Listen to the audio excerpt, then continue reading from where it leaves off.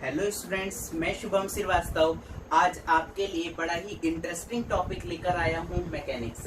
Mechanics जो है वो आपकी एक ब्रांच है फिजिक्स की। फिजिक्स में अगर हम बात करते हैं तो मैकेनिक्स जो है वो आपका बड़ा अच्छा रोल प्ले करता है। अगर हम मैकेनिक्स के क्लासिफिकेशन की बात करते हैं तो मैकेनिक्स को दो तरीके से क्लासिफाई करा गया है। एक होता है हमारे पास स्टैटिक पार्ट, एक होता है इसका डायनामिक पार्ट। जब बॉडी हमारे पास रेस्ट में होती है, जो उसकी एनालिसिस करते हैं वो हमारे पास होता है स्टैटिक। और जब हम बात करते हैं हमारे पास बॉडी जो है वो मोशन में होती है, तो मेरे पास जो हम एनालिसिस करेंगे वो आपका डायनामिक के अंदर आएगा। डायनामिक को भी दो तरीके से क्लासिफाई करा गया है, एक होता है काइनेमेटिक पार्ट, एक होता है काइनेटिक पार्ट। अगर हम बात करते हैं काइनेमेटिक पार्ट की बात करता हूं तो study motion of a body without cause. मतलब हम ये नहीं देखते, मैंने कहा है कि एक ऑब्जेक्ट जो है वो ए पॉइंट से लेकर बी पॉइंट पर मूव कर रहा है, तो मैं इसकी एनालिसिस ये नहीं करूंगा ये किस वजह से मूव कर रहा है, तो मैं क्या कहूंगा कि ये किस के अंदर आएगा, आपके काइनेमेटिक के अंदर आएगा। अगर हम वहीं पर बात करते हैं कि मैं इसकी एनालिसिस करूंगा कि ये ऑब्जेक्ट जो है वो किसकी वजह से मूव कर रहा है, तो वो एनालिसिस जो होगी वो किसके अंदर आ जाएगी, काइनेटिक के अंदर आ जाएगी। मतलब हम कह सकते हैं study motion of a body without, यहाँ पर विदाउट कॉज है, यहाँ पर क्या होगा विद कॉज। मतलब यहाँ पर कारण का क्या करा जाएगा, अध्ययन करा जाएगा।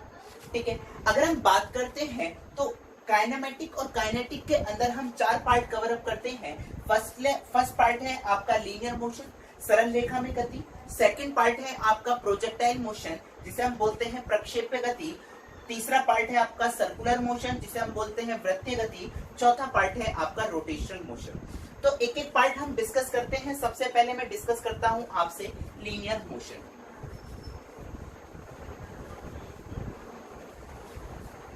सबसे पहले हम बात करते हैं आज लीनियर मोशन की, जिसे हम बोलते हैं सरल रेखा में गति।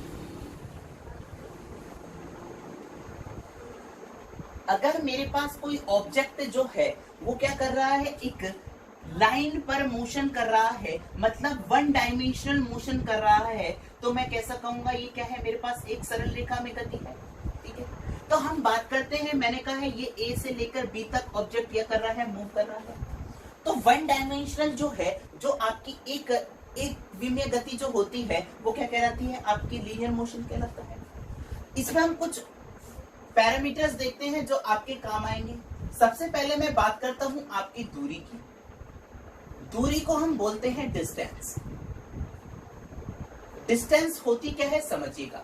अगर कोई ऑब्जेक्ट जो है वो क्या कर रहा है, एक लाइन पर मैंने कहा मूव कर रहा है, तो इस पथ की जो लंबाई होगी वो क्या कहलाएगी, मेरी दूरी कहलाएगी। तो यहाँ पर दूरी बराबर, दूरी क्या है आपकी, हमेशा कैसी रहेगी, मैंने कहा ए से लेकर बी तक ऑब्जेक्ट कोई मूव कर रहा है, तो जो दूरी होगी ये आपकी कैसी रहेगी, हमेशा एक तो प्लस रहेगी, धनात्मक रहेगी पहले। सेकंड हम बात करते हैं कि ये जो है दूरी जो है वो आपकी कैसी क्वांटिटी है, एक स्केलर क्वांटिटी है, जिसे हम क्या बोलते हैं, आपकी एक अदिश राशि। नेक्स्ट हम बात करते हैं आपका विस्थापन।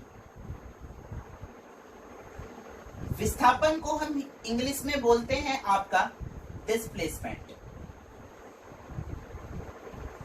डिस्प्लेसमेंट क्या है, सुनिएगा।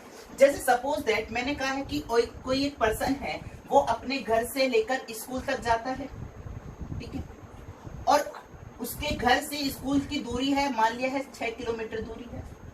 तो आपको मैंने कहा कि वो क्या कर रहा है, दोबारा यहाँ से लेके यहाँ तक आ जा रहा है। जब वो एक से घर से लेके स्कूल गया और स्कूल से लेकर घर आ गया, तो हमारे पास उस टाइम दूरी कितनी हो गई भाई, हमारे पास 6 और 6 कितनी हो जाएगी, 12।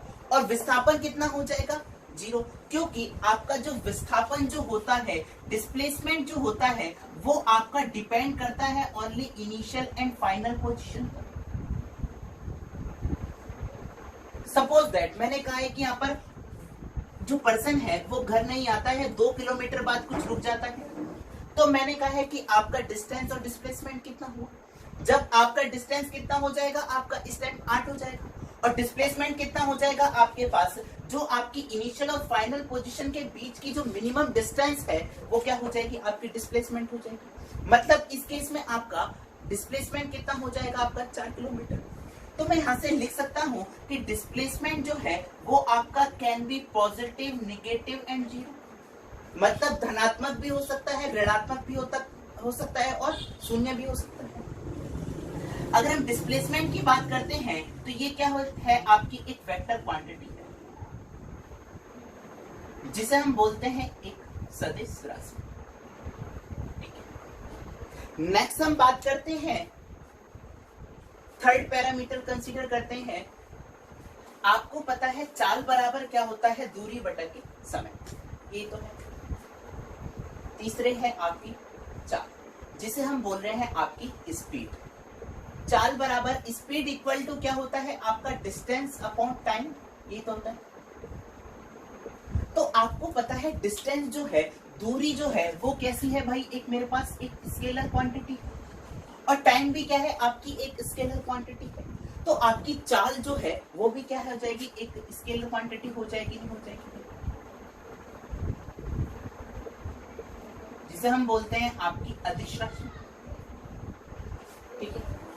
एक होता है आपका फोर्थ पॉइंट, एक होता है आपका वेग। वेग को हम बोलते हैं वेलोसिटी। वेलोसिटी बराबर होता है आपका डिस्प्लेसमेंट ओवर टाइम। मतलब आपको पता है जो विस्थापन जो है वो आपकी कैसी क्वांटिटी है, आपकी वेक्टर क्वांटिटी। अगर मेरे पास विस्थापन जो है एक वेक्टर क्वांटिटी है तो आपकी वेलोसिटी भी क्या होगी, एक वेक्टर क्वांटिटी होगी।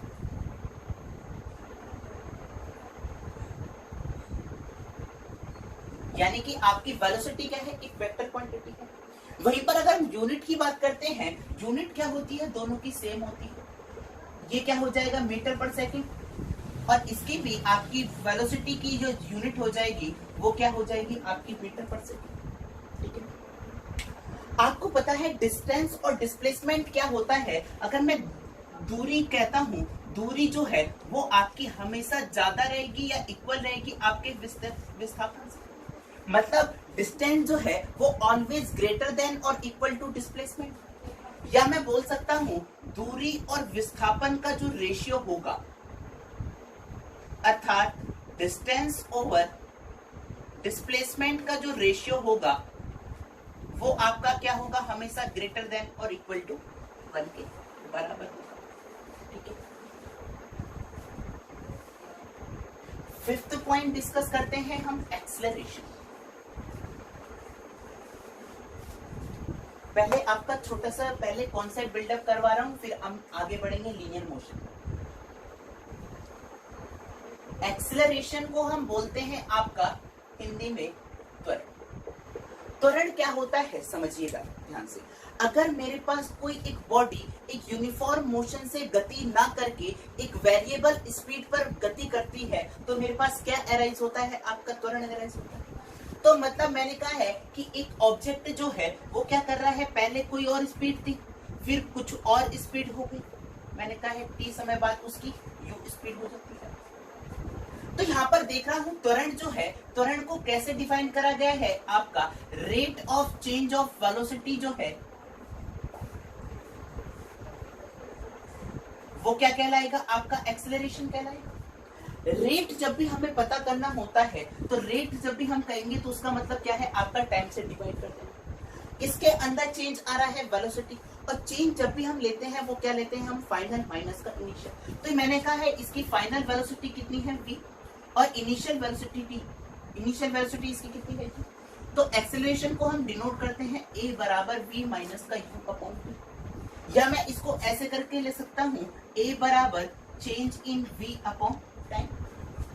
तो अगर हम यूनिट की बात करते हैं, v की यूनिट क्या हो जाएगी, मीटर पर सेकंड, और टाइम की क्या यूनिट हो जाएगी, सेकंड। यानी कि मेरे पास एक्सेलरेशन की जो यूनिट आ जाएगी वो आपकी क्या आ जाएगी, मीटर पर सेकंड स्क्वायर। कुछ हम बात करते हैं ग्राफ से। ग्राफ से क्या क्या क्वेश्चन अराइज होते हैं देखिएगा। मैंने कहा है पहला क्वेश्चन है आपसे, v और t के बीच में जो हम ग्राफ प्लॉट करेंगे वो हमारे पास क्या होगा। ठीक है, मैं पहला क्वेश्चन लिख रहा हूं यहां से, the area between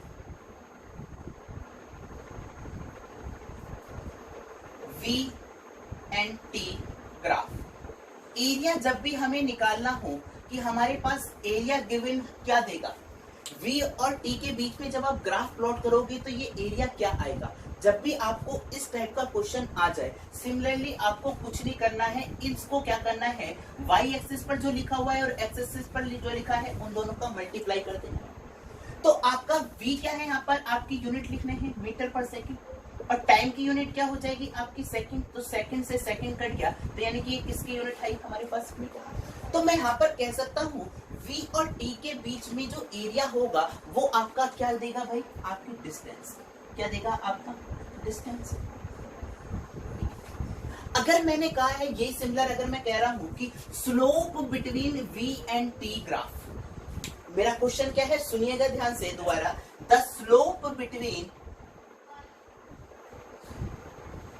v and t graph. अगर हम स्लोप की बात करते हैं तो हम स्लोप कैसे लिख सकते हैं, tan थीटा बराबर y अपॉन x, मतलब change in y upon change in x। तो चेंज इन y कितना है हमारे पास, डेल v के बराबर, और चेंज इन t कितना है हमारे पास, डेल्टा t के बराबर। और आपका dv अपॉन dt जो है वो आपका क्या होता है, आपका एक्सेलरेशन। तो यानी कि आपका स्लोप जो होगा v और t के बीच में वो क्या कहलाएगा, आपका त्वरण कहलाएगा। सिमिलरली अगर मैं डिस्कस करता हूं यहाँ पर, सर आप हमें a और t के बीच में ग्राफ प्लॉट करके दिखाइए। अगर हम एक्सेलरेशन और टाइम के बीच में ग्राफ प्लॉट करते हैं तो मैंने कहा है इसका जो एरिया होगा वो क्या गिवन देगा भाई, क्या देगा। तो इसके लिए हमें क्या करना पड़ेगा, आपको a और t को क्या करना पड़ेगा, मल्टीप्लाई करना पड़ेगा। ये कितना हो जाएगा मीटर पर सेकंड स्क्वायर, ये कितना हो जाएगा आपका सेकंड से सेकंड यानी कि मीटर पर सेकंड। तो यानी कि जो आपका ग्राफ का एरिया जो होगा वो आपका क्या देगा भाई, वेलोसिटी। ठीक है, अगर मैं बात करता हूं स्लोप क्या देगा भाई, आपका slope between a and t graph. तो यानी कि dA अपॉन dt ये क्या देगा आपका भाई, इसको हम बोलते हैं जड़। क्या बोलते हैं, जड़। तो हमारे पास slope between acceleration and time graph जो होगा वो क्या कहलाएगा, आपका जड़।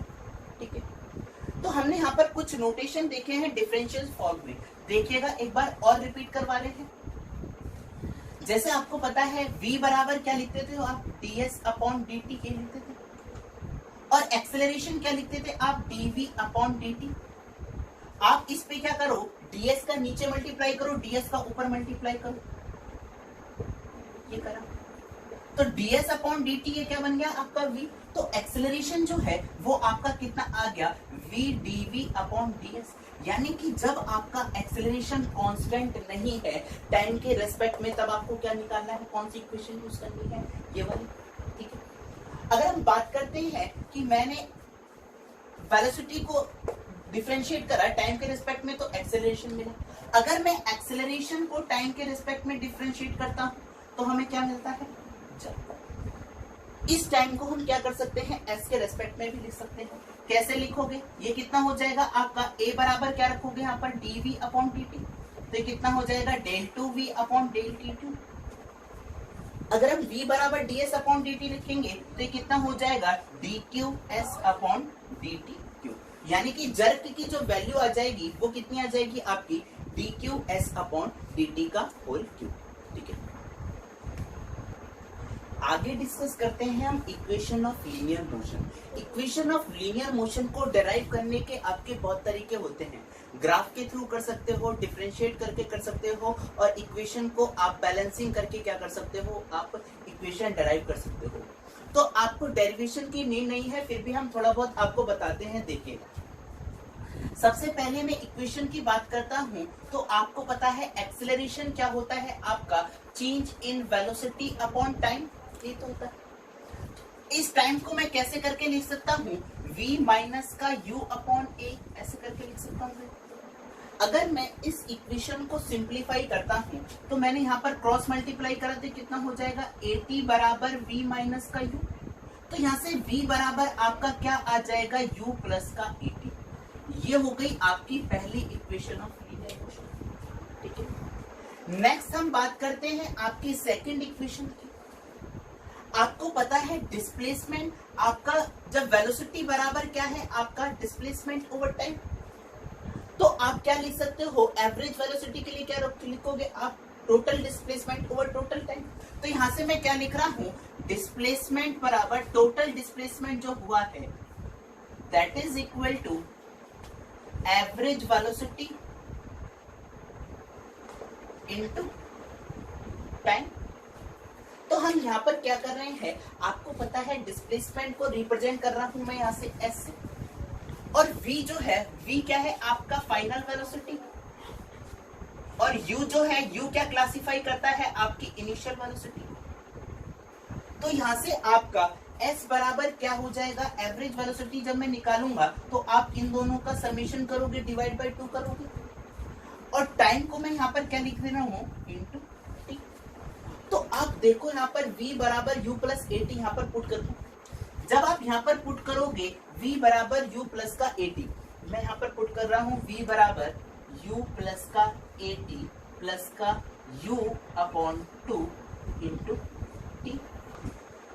अगर हमारे पास ये आया है u प्लस u कितना हो जाएगा आपका 2u प्लस का 80 अपॉन 2 इंटू टी। तो यहां से आप जब 2 का डिवाइड करोगे तो आपका s बराबर कितना हो जाएगा, s बराबर 2 से 2 कैंसिल हो जाएगा, t का मल्टीप्लाई करोगे तो ये कितना हो जाएगा, खाली बाद में t का मल्टीप्लाई करता हूँ u बचेगा आपका, और ये कितना हो जाएगा आपका 80 अपॉन 2 इंटू टी। तो यहां से आपका सेकंड इक्वेशन आ गई है s बराबर ut प्लस का हाफ 80 स्क्वायर। ये हो गई आपके पास सेकंड इक्वेशन, ठीक है। फर्स्ट ये हो गई, सेकंड ये हो गई। अगर हमें थर्ड इक्वेशन की बात करनी है तो t की वैल्यू यहाँ पर पुट करूंगा। t की वैल्यू जब मैं यहाँ पर पुट करूंगा तो ये कितना हो जाएगा, v प्लस का u upon 2 into v minus का u अपॉन a, ठीक है। तो यहां से आप देखो कि s बराबर क्या आया है आपका, s बराबर यहां से आपका मैं लिख सकता हूं v प्लस का u upon 2 into v minus का u अपॉन a। अगर मैं क्रॉस मल्टीप्लाई करता हूं तो क्रॉस मल्टीप्लाई करूंगा तो ये कितना हो जाएगा आपका 2as के बराबर, और ये कितना है a प्लस बी, और a माइनस बी किसके बराबर होता है, a square minus B square. तो ये कितना हो जाएगा v स्क्वायर माइनस का u स्क्वायर। तो यहाँ से हमारे पास थर्ड इक्वेशन जो निकल कर आई है v स्क्वायर बराबर u स्क्वायर प्लस का 2as, ठीक है। अगर हम आगे बात करते हैं कि ये हो गई आपकी 3 इक्वेशन। अगर मैं कह रहा हूं कि आपसे टीवे सेकंड में वो कितनी दूरी चलता है, तो उसके लिए हमारे पास एक पार्टिकुलर फॉर्मूला होता है, उसको देखिएगा। मैं लिख रहा हूं यहाँ पे टीवे सेकंड में चली दूरी, डिस्टेंस ट्रेवल्ड इन टीएथ सेकंड। जो हमारे पास डिस्टेंस जो होती है टीवे सेकंड में, वो कितनी डिस्टेंस ट्रेवल कर रहा है, अगर मेरे पास एक्सेलरेशन कांस्टेंट होगा तभी हम तीनों इक्वेशन का यूज कर सकते हैं भाई। यानी कि इक्वेशन ऑफ लीनियर मोशन आपको तभी यूज करना है जब आपका एक्सेलरेशन जो है वो क्या रहे, आपका कांस्टेंट, ठीक है। तो आपके टीवे सेकंड में चली गई दूरी का जो फॉर्मूला होता है आपका s बराबर u प्लस का हाफ a 2t माइनस का 1। तो यानी कि a क्या रिप्रेजेंट करता है यहाँ पर, a रिप्रेजेंट करता है आपके एक्सेलरेशन को, t रिप्रेजेंट करता है यहाँ पर टाइम को, और u रिप्रेजेंट करता है आपकी इनिशियल वेलोसिटी को। ओके, आगे स्टार्ट करते हैं हम laws of motion. First law of motion क्या कहता है आपका, प्रथम नियम ये कहता है, क्या कहता है, अ बॉडी एट रेस्ट और इन यूनिफॉर्म मोशन। इस वर्ड को ध्यान से पढ़िएगा। बॉडी अगर मेरे पास रुकी हुई अवस्था में है, रेस्ट में है, और यूनिफॉर्म मोशन का मतलब क्या है, एक समान गति से चल रही है। रिमेन एट रेस्ट और यूनिफॉर्म मोशन मतलब बनी रहेगी आपकी स्थिर और गति की अवस्था में until and unless some external force is applied on it, जब तक उस पर कोई बाह्य फोर्स ना लगाया जाए।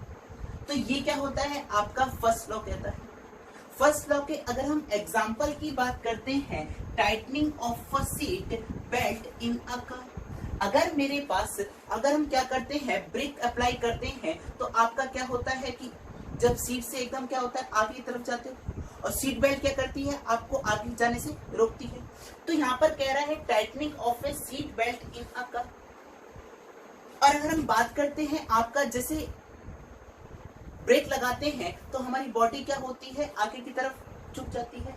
ये किसकी वजह से होता है आपका इनर्शिया की वजह से। तो मैं यहां से कह सकता हूं first law give the concept of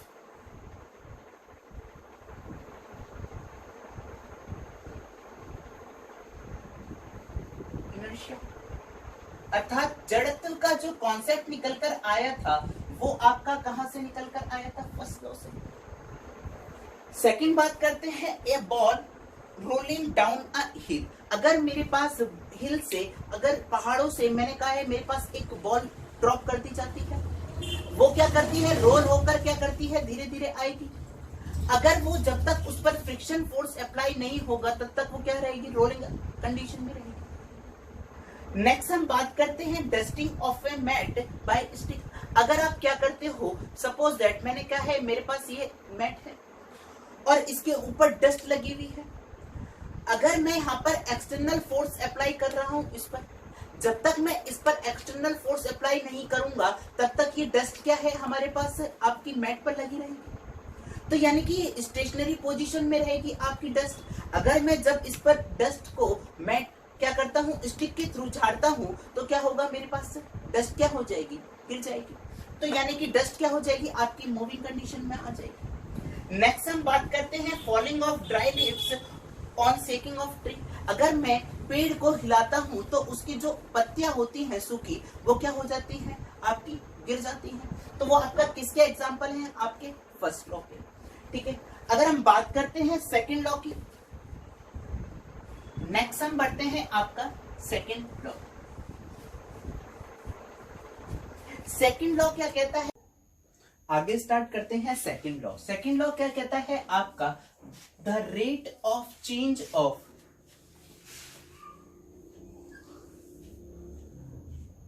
linear momentum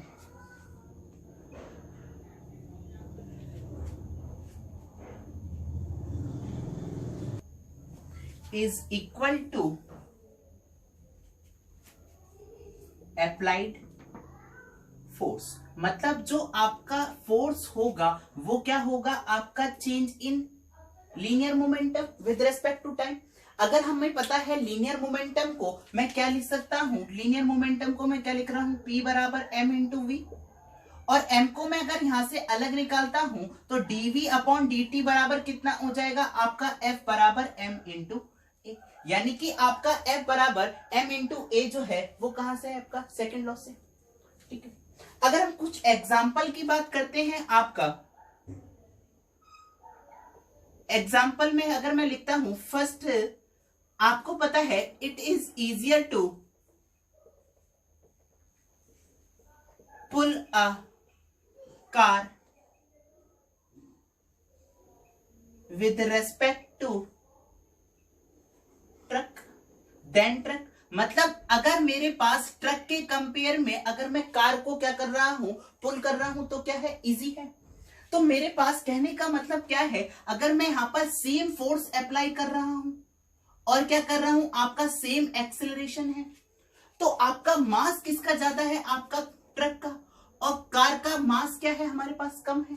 तो यानी कि मुझे फोर्स जो अप्लाई करना पड़ेगा वो किस पर ज्यादा अप्लाई करना पड़ेगा भाई ट्रक पर। तो ट्रक पर अगर मुझे ज्यादा फोर्स अप्लाई करना पड़ेगा सेम एक्सेलरेशन के लिए तो वो आपका किसका एग्जांपल हो जाएगा आपका सेकंड लॉ का। एक और बात करते हैं हम सेकंड एग्जांपल की, accelerating and D accelerating of a car. अगर मेरे पास कार की जो आपकी स्पीड है वो वेरी कर रही है तो आपका वो किसका एग्जांपल हो जाएगी आपके सेकंड लॉ का। अगर हम बात करते हैं कैचिंग अ बॉल,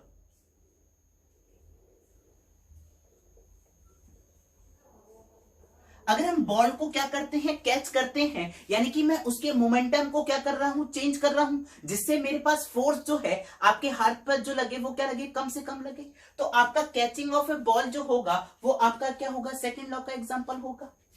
अगर हम हिट कर रहे हैं, आपका हिटिंग अ बॉल, वो भी क्या होगा, आपका सेकंड लॉ का एग्जांपल होगा। सपोज दैट अगर कोई बॉलर बॉल फेंकता है, अगर मैं उस पर हिट करूंगा तो यानी कि मैंने उसके बॉल के मोमेंटम को क्या कर दिया, मतलब उसकी वेलोसिटी को क्या कर दिया, चेंज कर दिया, जिसकी वजह से उसमें क्या होगा, एक्सेलरेशन आएगा।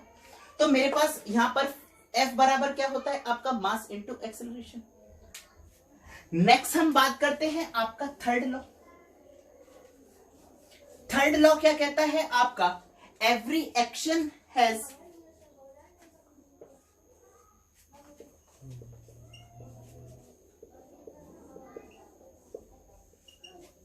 इक्वल एंड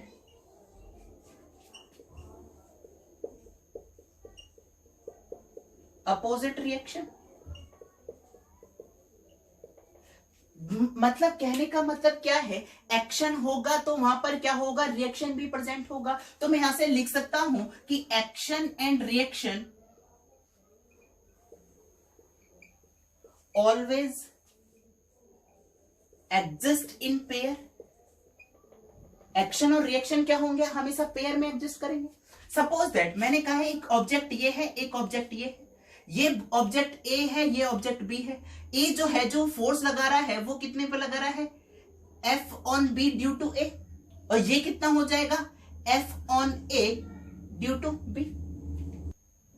तो हमारे पास F जो होगा, इनका मैग्नीट्यूड जो होगा वो क्या होगा, मेरे पास बराबर होगा। तो मतलब आपके इक्वल एंड अपोजिट फोर्स लगते हैं जब आप किसी वस्तु पर क्या करते हो, एक्ट करते हो। ठीक है, अगर हम इसके एग्जाम्पल की बात कर लेते हैं तो एग्जाम्पल क्या हो जाएगा आपका, आपको पता है ड्रिबलिंग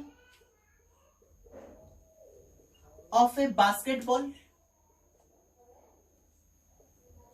ये क्या हो जाएगा आपका थर्ड लॉ का एग्जांपल होगा। बास्केटबॉल को जब आप हिट करते हो तो वो क्या होता है, एक्शन रिएक्शन फोर्स लगता है। नेक्स्ट हम बात करते हैं आपका, जब आप स्विमिंग करते हो तो आप क्या करते हो, अपनी बॉडी को आगे की तरफ ले जाते हो और पानी को क्या करते हो, पीछे की तरफ धकेलते हो। तो यानी कि आपका swimming of a person in river, ये क्या हो जाएगा, आपका एग्जाम्पल हो जाएगा आपका थर्ड लॉ का। ठीक है, तो हमने इतना पार्ट कवर अप करा है आपका लॉज ऑफ मोशन में। Okay, thank you so much for watching. अगर आपको अच्छा लगा हो वीडियो तो प्लीज लाइक एंड सब्सक्राइब जरूर करें।